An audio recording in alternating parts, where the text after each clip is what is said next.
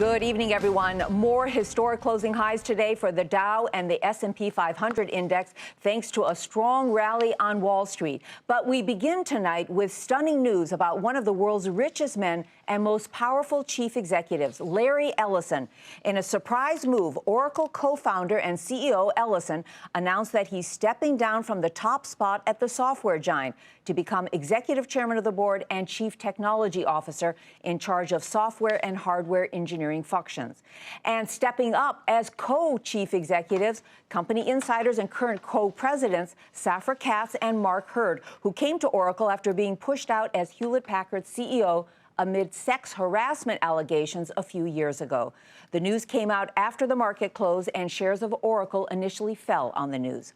John Fort joins us now with more on Ellison and what all these management changes mean for Oracle. John, you've been covering all of this. One thing that we know about Larry Ellison is that he's been the only CEO of Oracle in all these years since he founded it. He's a micromanager. He likes to be in control. And this announcement sounds like anything but. What's going on there? Well, Susie, I think he's still in control. I mean, here's a guy who doesn't necessarily go into Oracle every day, but he's continued to have the engineers report up to him. He's kept his hands on all of the decisions. As executive chairman, he's still going to be in charge at the board level.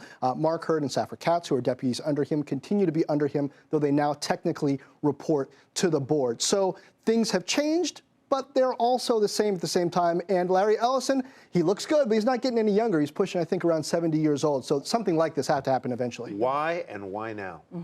Well, I think part of it probably is the age thing. Part of it probably is orderly succession. I mean, we see Oracle in a time of transition where they're moving into the cloud era. They've been successful in the hardware business where a lot of people thought they would fail. It hasn't grown as quickly as Oracle hoped, but the margins, the profits are enormous. So now they're taking on challengers like Workday, like Salesforce, and they're bringing up these younger, not exactly spring chickens either, but younger deputies. These are seasoned executives. Over. Is this an orderly? Has this been orderly? He didn't signal this. Nobody signaled this. Well, Larry Ellison doesn't necessarily play by the rules you'd expect from everybody else. He still owns around 20% of Oracle, so he doesn't have to play by everybody else's rules. But if you were watching the company, you knew that one of these two was probably eventually going to take over for Larry Ellison. What surprises me is that Safra Catz took the CEO title as well, because years ago she said she didn't want to be CEO. Apparently now she's okay. I think one thing a lot of management experts are going to be watching is whether this co-CEO structure will work. It didn't work at Goldman. It didn't work at Citi. Remember